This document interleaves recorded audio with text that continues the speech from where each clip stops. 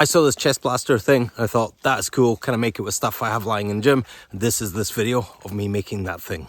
This is just a proof of concept of this kind of chest, kind of fly machine. I'll pop up a picture of where I got the idea from.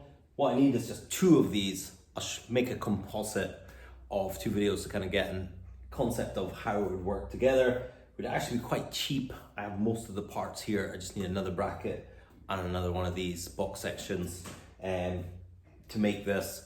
And this would be possible to make, be actually quite a cool machine and a better handle on there. But this is just a version 1, just a concept.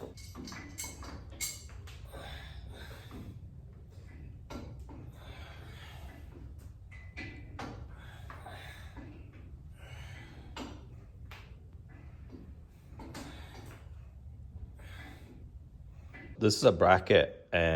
They're not called Forza anymore, they're called Forge Fit. It's about £30 for this bracket.